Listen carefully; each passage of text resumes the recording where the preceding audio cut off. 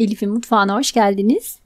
Bugün sizlerle 10 dakikada kolayca hazırlayabileceğiniz, bildiğiniz tüm tarifleri unutturacak, maya kullanmadan puf puf kabaran yumuşacık, mayasız poğaça tarifini paylaşmak istiyorum.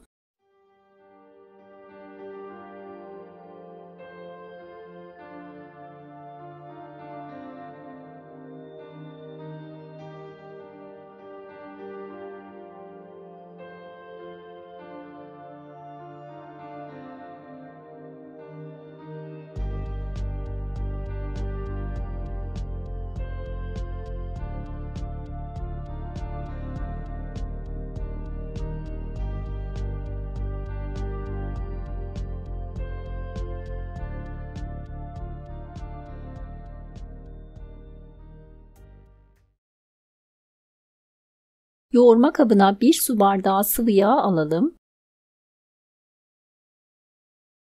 Üzerine 2 su bardağı yoğurt.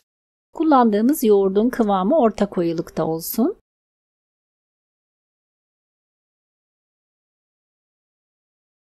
Üzerine 1 tatlı kaşığı kadar tuz ekleyip öncelikle biraz karıştıralım.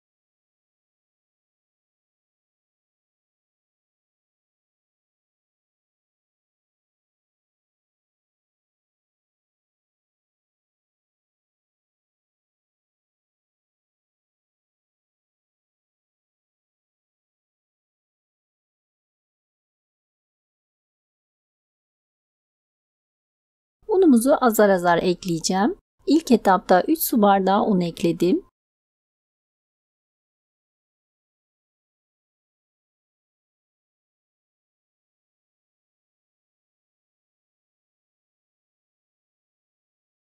Üzerine 2 paket kabartma tozu ekleyelim.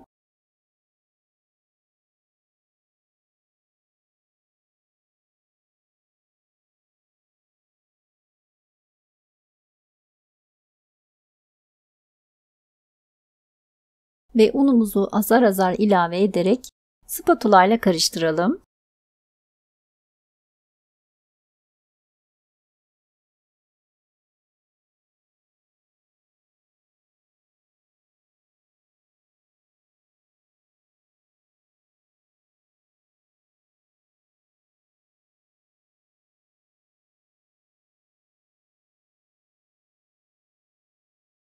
Hamur toparlandıktan sonra unu azar azar ilave ederek elimizle yoğurmaya devam edelim.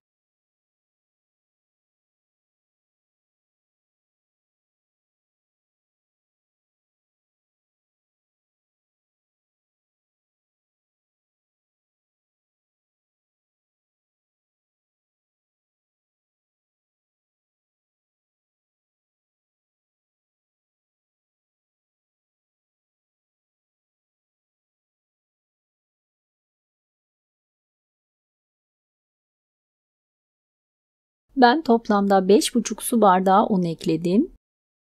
Kullandığım su bardağı ölçüsü 200 mililitrelik klasik su bardağı. Hamurun kıvamı gördüğünüz gibi hafifçe ele yapışan yumuşak kıvamlı bir hamur olmalı.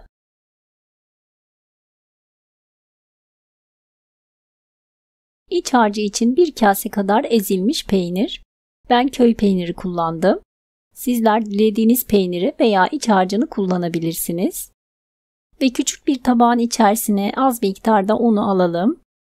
Hamurumuz yumuşak kıvamlı olduğu için şekil verirken elimize yapışacak.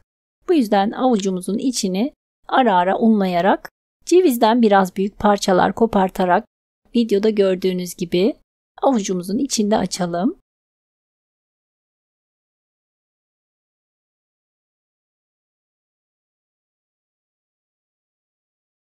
Bir tatlı kaşığı kadar iç harcından yerleştirip kapatarak avucumuzun içinde yuvarlayalım.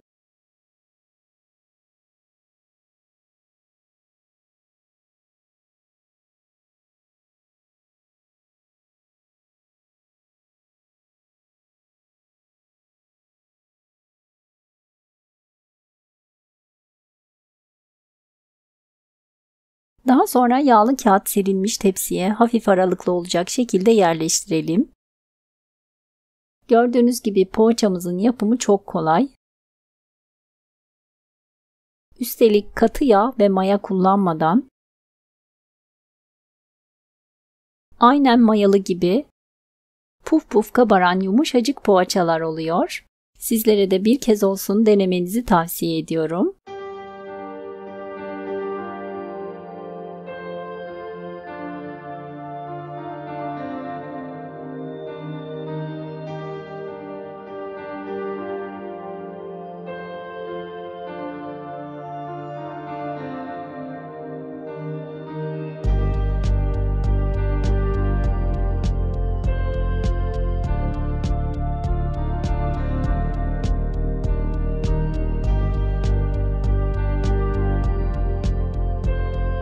Ve tüm poğaçalarımızın şeklini verdikten sonra bir adet yumurta sarısının üzerine 1 tatlı kaşığı kadar sıvı yağ ekleyip karıştıralım.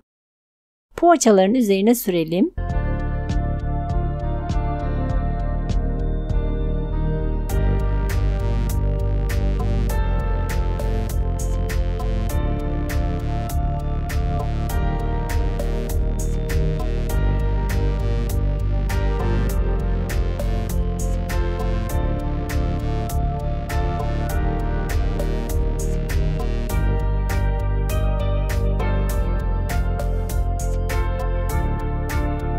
Ben üzerine biraz da çörek otu serptim. Sizler isterseniz susam da kullanabilirsiniz veya sade olarak da yapabilirsiniz.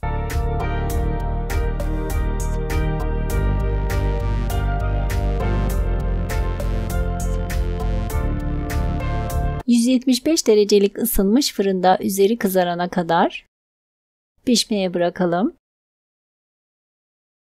Benim fırınımda 20 dakikada pişti. Poğaçamızı fırından alıp üzerini bir bezle örtelim. 10-15 dakika kadar ilk sıcağının çıkması için bekletelim.